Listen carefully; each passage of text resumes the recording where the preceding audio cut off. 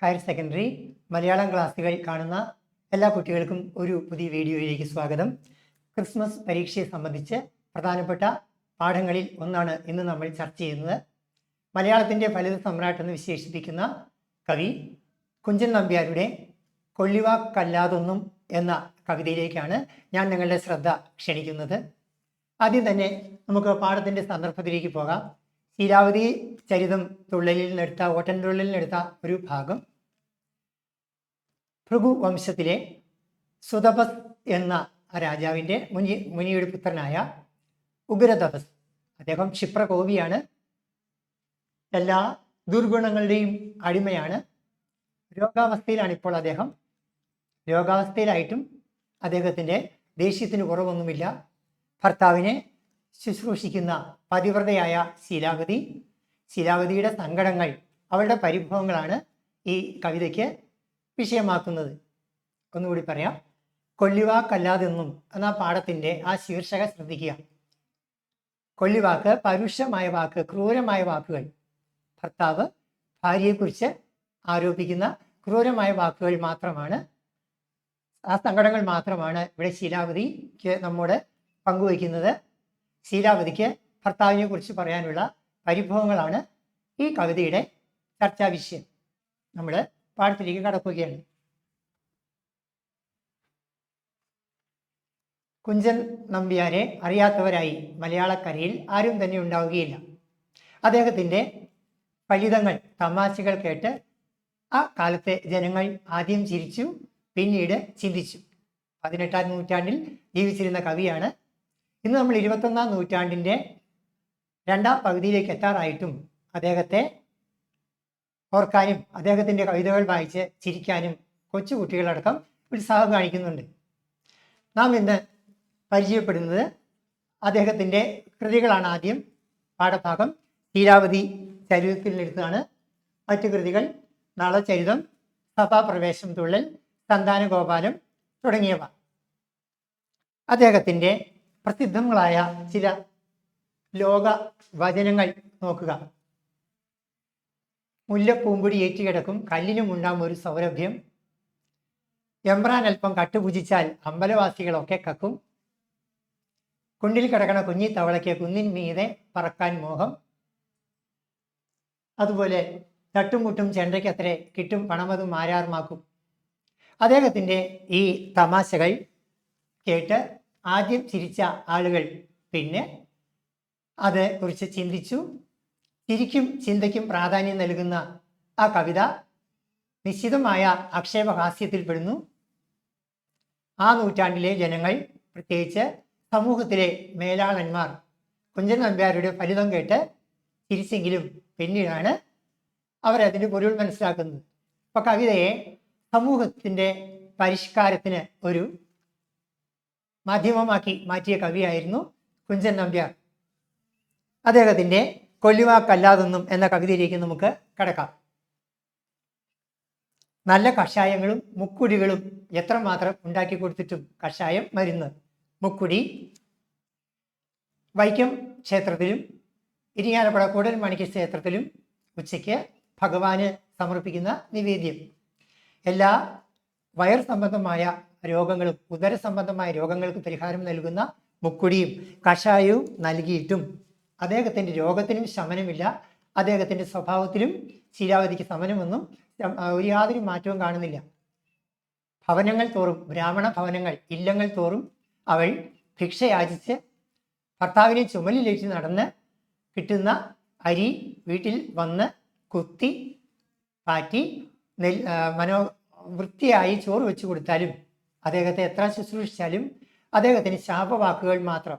ആ പരുഷ വാക്കുകൾ കേൾക്കുമ്പോൾ അവൾക്ക് മരിക്കാനാണ് തോന്നുന്നത്. ആ കാലഘട്ടത്തിലെ സ്ത്രീകൾ അനുഭവിക്കുന്ന സങ്കടങ്ങളുടെ ഒരു നേർക്കാഴ്ചയാണ് കുഞ്ചൻ നമ്പ്യാരുടെ ഈ കവിത. കുറവല്ലാതെ നമുക്കൊരു വസ്തു പറവാനില്ല ജനിച്ച്. പിന്നെ ശീലാവതി സ്വയം ആശ്വസിക്കുന്നുണ്ട്.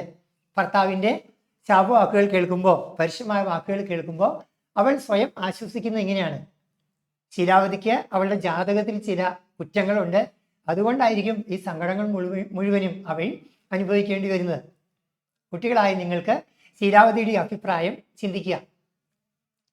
ആ കാലഘട്ടത്തിലെ സ്ത്രീകളുടെ സങ്കടങ്ങൾ നമുക്ക് മനസ്സിലാക്കാം. ഇന്ന് കാലം മാറി.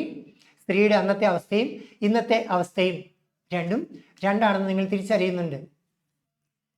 പിറവിയിലുള്ള ഒരു ജാതകദോഷം കുറയല്ല, അതുകൊണ്ട് ഇങ്ങനെ നമ്മെ കുറവ് പറഞ്ഞ് നശിപ്പിക്കുന്നു കുറവറ്റീടിന് മുനുകുലനാഥൻ. കവിതയുടെ അവസാന ഭാഗത്ത് പ്രധാനപ്പെട്ട 2 വരികൾ. കുറവ് പറഞ്ഞു നശിപ്പിക്കുന്നു കുറവറ്റീടിന് മുനികുലനാഥൻ. കുറവുകളൊന്നുമില്ലാത്ത മുനിവംശത്തിൽ പിറന്ന സുതപസ്സിന്റെ പുത്രനായ ഉഗ്രതപസ് തന്നെ തൻ്റെ കുറ്റങ്ങൾ പറഞ്ഞാണ് ആക്ഷേപിക്കുന്നത്. അദ്ദേഹത്തിന്റെ വംശത്തിനാണെങ്കിൽ യാതൊരു കുറവുമില്ല. വാസ്തവത്തിൽ കുറവില്ലാത്ത വംശത്തിൽ പിറന്ന ഒരാൾ ഒരിക്കലും മറ്റൊരാളെ പരുഷമായ വാക്കുകൾ പറഞ്ഞ് നൊമ്പരപ്പെടുത്തുകയില്ല. ഇവിടെ ശീലാവതിയുടെ ഈ അഭിപ്രായത്തോട് നമുക്ക് യോജിക്കാൻ പെട്ടെന്ന് സാധിക്കുകയില്ല.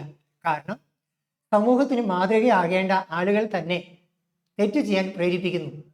മുനി വംശത്തിൽ പിറന്ന വളരെ ക്ഷമ ജീവിതത്തിൽ പകർത്തി മറ്റുള്ളവർക്ക് മാതൃകയാകേണ്ട ഒരാൾ, അദ്ദേഹമാണ് തൊട്ടതിനും പിടിച്ചതിനും ഒക്കെ ശീലാവതിയെ കുറ്റപ്പെടുത്തുന്നത്. കുറവ് പറഞ്ഞു നശിപ്പിക്കുന്നു കുറവറ്റിയിടിഞ്ഞ മുനികുലനാഥൻ.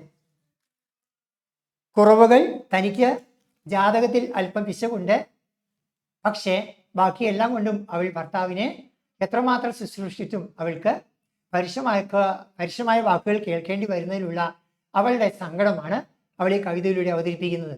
ഇത് വെറും ഒരു ശീലാവതിയുടെ സങ്കടം മാത്രമല്ല, ആ കാലഘട്ടത്തിൽ നമ്പ്യാർ ജീവിച്ചിരുന്ന ആ കാലഘട്ടത്തിലെ എല്ലാ സ്ത്രീകളുടെയും സങ്കടങ്ങളാണിത്. പുരുഷ ആധിപത്യം നിലവിലിരുന്ന കേരളത്തിൻ്റെ ആ കാലഘട്ടം, സ്ത്രീയും പുരുഷനും സമൂഹത്തിൽ തുല്യരാണെന്നും തുല്യമായ അവകാശങ്ങൾ അവർക്കുണ്ടെന്നും ഇന്ന് നാം മനസ്സിലാക്കുന്നു. പാഠഭാഗത്ത് പ്രധാനപ്പെട്ട ഒരു ചോദ്യം വരുന്നുണ്ട്. സ്ത്രീയുടെ അന്നത്തെ അവസ്ഥ ഇന്നത്തെ അവസ്ഥ രണ്ടും തമ്മിൽ ഒരു താരതമ്യം ചെയ്യുക. ശീലാവതിയുടെ സങ്കടങ്ങൾ കേട്ട നിങ്ങളുടെ അഭിപ്രായം എന്ത്? സ്ത്രീ ഇന്ന് ദുർബലയല്ല, അവൾ പുരുഷനൊപ്പം എല്ലാ രംഗങ്ങളിലും ജോലി ചെയ്യുന്നു. പുരുഷനേക്കാൾ ചില മേഖലകളിൽ അവൾ കൂടുതൽ നന്നായി അധ്വാനിക്കുന്നു. ഒരു കുടുംബത്തിൻ്റെ ഉത്തരവാദിത്വം മുഴുവൻ ചുമലിലേറ്റുന്ന സ്ത്രീ കയ്യെത്തി പിടിക്കാത്ത നേട്ടങ്ങളൊന്നുമില്ല. എന്നാൽ ഈ കവിതയെ നമ്മൾ സമീപിക്കുന്നത് 18-ാം നൂറ്റാണ്ടിൻ്റെ പശ്ചാത്തലത്തിലാണ്. അതിൽ നിന്ന് ഇന്ന് നാം എത്രയോ മുകളിലെത്തി, എത്രയോ ദൂരേക്ക് വന്നു. എന്നാൽ ഒന്ന് ചിന്തിക്കുക, ഇന്നും ഈ ഇന്ത്യ മഹാരാജ്യത്തിൻ്റെ പല പ്രദേശങ്ങളിലും സ്ത്രീകളുടെ മുറവിളി നാം കേൾക്കുന്നുണ്ട്. വിദ്യാഭ്യാസ രംഗത്ത്, സാമൂഹിക അന്തസ്സിൻ്റെ കാര്യങ്ങളിൽ ഒക്കെ ഇനിയും അവൾ ഏറെ മെച്ചപ്പെടേണ്ടതെന്ന് എന്ന സന്ദേശം നമ്മൾക്ക് ഈ കവിത നൽകുന്നു. എന്തായാലും ഈ കവിതയെ ആസ്വദിക്കുന്ന നമുക്ക് പ്രധാനപ്പെട്ട 2-3 ചോദ്യങ്ങൾ പരീക്ഷയെ സംബന്ധിച്ച് ശ്രദ്ധിക്കേണ്ടതുണ്ട്. ഒന്ന്, ഭർത്താവിനെ കുറിച്ച് ശീലാവതിയുടെ പരിഭവങ്ങൾ എന്തല്ല? ഒന്ന്, കഷായം, മുക്കുടി ഇവയെല്ലാം കൃത്യമായി സേവിച്ചിട്ടും രോഗത്തിൻ്റെ ഒരു കുറവും അനുഭവപ്പെടുന്നില്ല. ഭർത്താവിനാവട്ടെ അവളോടുള്ള പരാതിയും കുറയുന്നില്ല. എത്രമാത്രം കഷ്ടപ്പെട്ട് ഇല്ലങ്ങളിൽ നിന്ന് അരിയും മറ്റു സാമഗ്രികളും വാങ്ങി രുചിയുള്ള ഭക്ഷണം ഉണ്ടാക്കി കൊടുത്താലും ഭർത്താവ് അത് പരിഗണിക്കുന്നില്ല. എഴുത്താൽ കുറ്റം, അവൾ ചെയ്യുന്നതെല്ലാം ഉഗ്രതപസ്സിന് കുറ്റം തന്നെയാണ്. എടുത്താൽ കുറ്റം, കൊടുത്താൽ കുറ്റം, അടുത്താൽ കുറ്റം, അടുക്കാഞ്ഞാൽ കുറ്റം, കുളിച്ചാൽ കുറ്റം, കുളിക്കാഞ്ഞാൽ കുറ്റം, പറഞ്ഞാൽ കുറ്റം, പറയാഞ്ഞാൽ കുറ്റം, എരിച്ചാൽ കുറ്റം, എരിക്കാഞ്ഞാൽ കുറ്റം. അവളുടെ ജീവിതത്തിൽ ഇന്ന് വരെ കുറവുകളല്ലാതെ ഈ ദാമ്പത്യത്തിനിടയിൽ ഭർത്താവ് കണ്ടിട്ടില്ല. മറ്റൊരു ചോദ്യം, നമ്പ്യാർ കവിതകളിലെ ലോകോക്തികൾ ഏതെല്ലാം? ഇവിടെ നിങ്ങൾക്ക് കാണാം, ഉക്തി എന്നാൽ വാക്കെന്നർത്ഥം. ലോകപ്രസിദ്ധമായ വചനങ്ങൾ. കാലം എത്ര കടന്നാലും ലോകത്തിലെല്ലായിടത്തുമുള്ള മലയാളികളുടെ മനസ്സിൽ മറയാതെ നിൽക്കുന്ന നമ്പ്യാർ കവിതകളിലെ വരികൾ. ഉത്തരം എഴുതുമ്പോൾ ശ്രദ്ധിക്കുക, വരികൾ വൃത്തിയായി ഭംഗിയായി അപ്പാടെ തന്നെ അതുപോലെ തന്നെ എഴുതാൻ കുട്ടികൾ ശ്രദ്ധിക്കുമല്ലോ. ഒന്ന്, മുല്ലപ്പൂമ്പൊടി ഏറ്റുകിടക്കും കല്ലിനുമുണ്ടാകും ഒരു സൗരഭ്യം. 2, ദീപസ്തംഭം മഹാശ്ചര്യം, നമുക്ക് കിട്ടണം പണം. 3, എമ്പ്രാൻ അല്പം കട്ടു ഭുജിക്കുക ഭക്ഷിക്കുക. അമ്പലവാസികൾ ഒക്കെ കക്കും. കുണ്ടുകിണറ്റിൽ തവളക്കുഞ്ഞിന് കുന്നിന്മീതെ പറക്കാൻ മോഹം, മനുഷ്യന്റെ ആഗ്രഹങ്ങൾക്ക് അതിരില്ല എന്ന ആശയം നൽകുന്ന വരികൾ. തട്ടും മുട്ടും ചെണ്ടയ്ക്കത്രേ, കിട്ടും പണം അത് മാരാർമാർക്കും. ഒരാൾ ചെയ്യുന്ന പ്രവൃത്തിയുടെ ഫലം മറ്റൊരാളിലേക്ക് എത്തുന്നു എന്ന സൂചന. അപ്പോൾ കുഞ്ചൻ നമ്പ്യാർ എന്ന ആ കവിയെ പരിചയപ്പെടുന്നതിനും അദ്ദേഹത്തിൻ്റെ സമൂഹത്തിൻ്റെ പരിഷ്കാരം ലക്ഷ്യമാക്കി അദ്ദേഹം തൊടുത്തുവിടുന്ന ഈ ശരങ്ങൾ പരിചയപ്പെടാനും സമൂഹത്തിൽ സ്ത്രീയും പുരുഷനും തുല്യരാണ്, എല്ലാ അവകാശങ്ങളും ഒരുപോലെ അനുഭവിക്കേണ്ടവരാണ്, ഒരു സമൂഹത്തിൻ്റെ പുരോഗതിക്ക് സ്ത്രീ പുരുഷ സമത്വം ആവശ്യമാണെന്ന ആ കാഴ്ചപ്പാടോടെ അവസാനിപ്പിക്കുന്നു. നന്ദി.